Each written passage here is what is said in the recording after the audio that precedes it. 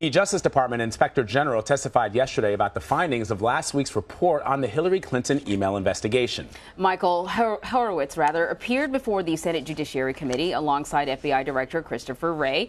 Horowitz and Wray expanded on the report's findings and discussed the future of the Bureau and the DOJ. Ricky Kleeman is a CBS News legal analyst. He joins us now to talk a little bit about that testimony. So, Ricky, because of all the stuff happening at the border, we didn't spend a lot of time on Christopher Wray's testimony, but it was really interesting. And the Inspector General started with his opening statement criticizing Comey and what Comey did. I want to play a little bit of that, and then we'll talk afterwards. We also found that in key moments, then FBI Director Comey clearly departed from FBI and department norms, and his decisions negatively impacted the perception of the FBI and the Justice Department as fair administrators of justice. So what did you make of the criticism? It's been pretty direct and pretty harsh. It is direct and harsh, and I think that it was one thing for President Trump and the administration to criticize James Comey.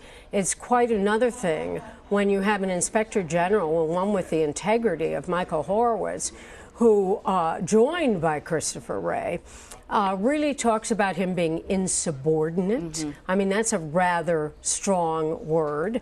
His actions are completely out of policy and procedures. That what ultimately gave fuel to the fire were the comments of both the Inspector General and FBI Director Christopher Wray about the idea that James Comey decided to go around the Department of Justice. So the senators then, particularly on the Republican side, were able to pounce on the idea that it was an FBI culture problem, and that look who's doing the bad stuff, the director, Andrew McCabe, the number 2, and then you had problems with the head agent on the Clinton investigation, Peter Strzok. So it's at the top of the Bureau. So what does that say to the agents on the line? So the other striking moment came when several senators asked Christopher Wray if, because the president has been saying that the IG reports completely exonerates him from the Russia investigation, and because of the IG report, the special counsel's investigation is a witch hunt. And Christopher Wray was asked directly, is the special counsel conducting a witch hunt? He said, as he said all along, that it is not. And it's important to point out that Christopher Wray is a Trump appointee. President Trump appointed him to the directorship of the FBI. Does this report have anything at all to do with the special counsel's investigation? No. And I think that that is really the key. There were many senators who wanted to delve into the special counsel's investigation because of the problems, as some of the senators see it, or the Republican senators see it in particular, is, again, if we go back to the lead agent, Peter Strzok. Peter Strzok was having an affair with a lawyer named Lisa Page. They exchanged a myriad of text messages. And the result of looking at those text messages shows their bias about President Trump, including Peter Strzok saying we have to stop him, or words to that effect. That's not a precise quote.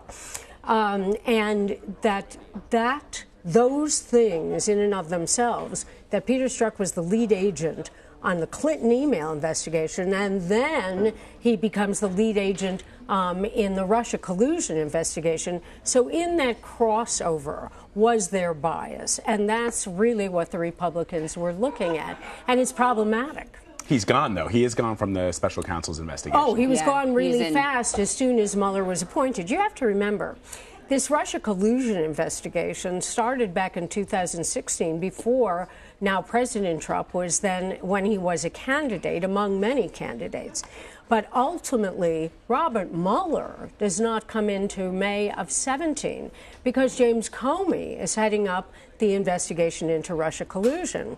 So when the special counsel gets there in the person of Robert Mueller, and he gets wind of these texts, Peter Strzok is gone. He is still with the FBI, by the way, but he is not on the special counsel's investigation. In Human Resources, I believe. Now, he said Which is ironic, one would say. Right. He said through his attorney that he'd be willing to testify, but James Comey declined to testify, and Loretta Lynch, the former Attorney General, declined to testify. She's also heavily criticized in this IG report. Can we read anything into that? Well, I think you also have to add Andrew McCabe into that group. McCabe we can excuse from testifying because he might have criminal jeopardy, so he gets an excuse. Peter Strzok, who wants to testify, wants to clear his name, and I can understand that if he's successful. He could make it worse. But then when you have Loretta Lynch, I just think that Loretta Lynch is gone. You have a new administration, and she just does not want to subject herself to this. And you have to remember, it's voluntary at this point. Now, in terms of James Comey, Senator Grassley, who is the head of this committee, was really ticked.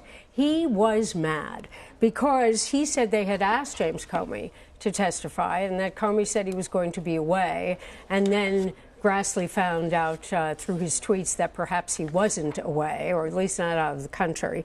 And James Comey has testified before them before. So it was, well, why can't he come back? Well, it's a very different picture for James Comey now than when he testified originally. Originally, there were still people who thought, you know, he was a wrong director, that he was fired out of bias and not for any particular reason, except that perhaps he was getting close to the Trump administration in the Russia investigation.